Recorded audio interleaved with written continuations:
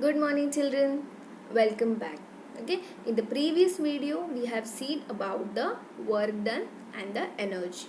And in this video we are going to see about the various forms of energy. We have seen in the previous slide about the what are the various forms of energy. Okay, there were the main two types, that is the kinetic energy and the potential energy, correct? So we will see one by one what are the potential energies and what are the kinetic energies.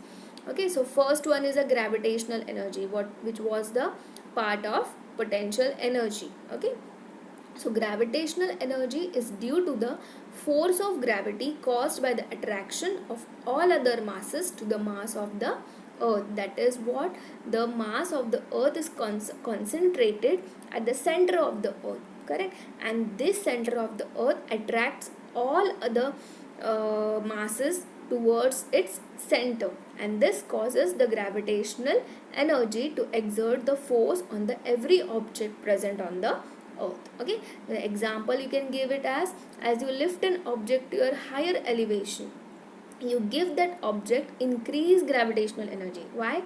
Because you are acting against this gravitational force.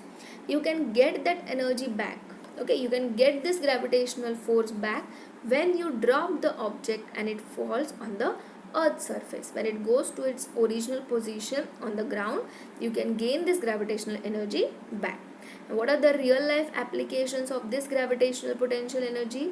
The hydropower station. Okay, the water in the reservoir behind a dam is an example of gravitational potential energy. You see the water, correct, reserved on the in the dam, correct? That is the example of the gravitational potential energy. Next is the elastic energy.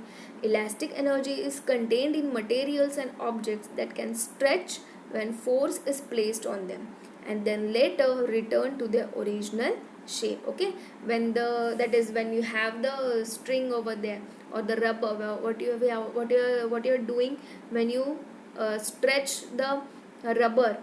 Compressed springs and stretch rubber bands are the examples of stored mechanical or the stored elastic energy. Okay, a spring or rubber band can be held until then it is released, and the elastic energy is also released. Therefore, the elastic energy is a form of a potential energy. Next, we have a chemical energy. Chemical energy is energy stored in the bonds of atoms and molecules. You have studied about the structures of molecules and atoms. Okay, so there are the bonds in between them. So this bond contains the chemical energy to give the chemical reactions. This energy can be retrieved when the bond is broken at the later time. Okay, when the chemical reactions takes place, these bonds break, and to break this bond, there is a chemical energy present in this bond which reacts, and you have the product at the end of this chemical reaction. Since for most compound this chemical energy can be stored in the compound for an almost indefinite time. Chemical energy is a type of potential energy. Means what? Till you break those atoms or till you break those bonds, these energy can be stored at a long time. The examples of chemical energy are food and fossil fuels are the examples of the chemical energy. Means what? Fossil fuels, until you burn the petrol, until you burn the wood, until you burn the diesel, the chemical energy is stored in it. Okay, the food also what you consume, there's a chemical energy stored in it. Okay, next energy is the nuclear energy, again related to atoms and the nucleus. The energy is stored in the nucleus of an atom. The force that holds the nucleus together is the strongest in the universe, correct? You have studied the structure of atom previously. The energy can be released when the nuclei are combined or split apart. That means if there is a fusion or the fission, then there is a energy released. Nuclear power plants split the nuclei of uranium atoms in the process called fission. Fission means, I have told you earlier, fission means separating and fusion means coming together. The sun combines the nuclei of hydrogen atoms in the process called fusion. Okay, so in this processes, the nuclear energy is stored. Next we have the mechanical energy. The mechanical energy is the energy of motion of objects that are attached together, many of which are called machines. Mechanical means what? Machine, related to machines. These machines can be as simple as a pair of scissors or as a complicated as engine in your car. Okay, all related things to machines, whether it may be a very simple scissor or the biggest engine in your train or car or the aeroplane. Okay, everything consists of a mechanical energy. Whatever the things or whatever the object is moving, it is related to mechanical energy. Since the energy is energy of motion and cannot be stored, mechanical energy is a kinetic form of energy. Till now we have seen the potential energy types, and now we are going to see the kinetic form of energy.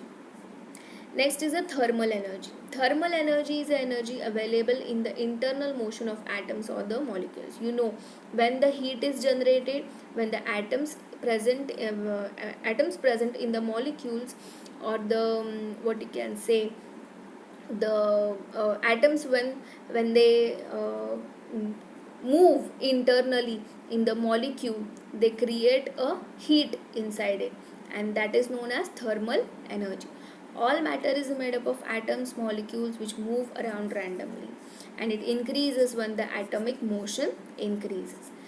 The heat occurs when thermal energy transferred from one place to the another.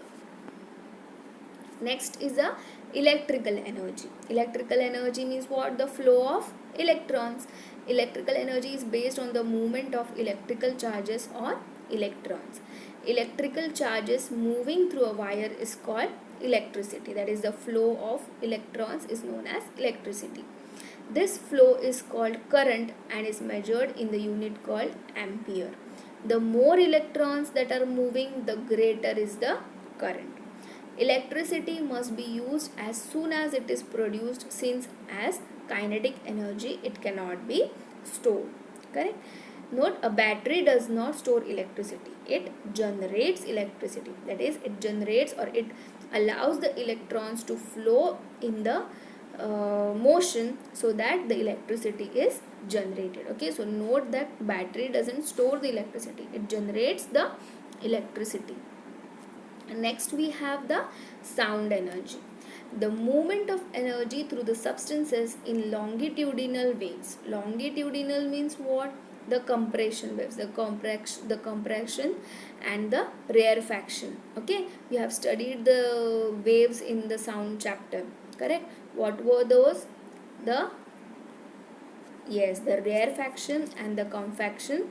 What is the longitudinal waves and the latitudinal waves? Okay, the sound is produced when the force causes an object or substance to vibrate. The energy is transferred through the substance in a wave. This is known as the sound energy, and it is always in a motion and cannot be stored. Does it happen like this? If I'm having this can over there, it contains some strings. I'm moving it. What is happening? Is it happening like I'm moving this object and after 10 to 15 minutes you can hear the sound? No. Correct? As I move, you can hear the, as the object vibrates, you can hear the sound. So this is not a energy that can be stored. Okay, it is a kinetic energy. Okay, so till here we have seen the various types of forms of energy. Okay, and in the next lecture we are going to see about the what are the main two types of energy, that is the kinetic energy and the potential energy.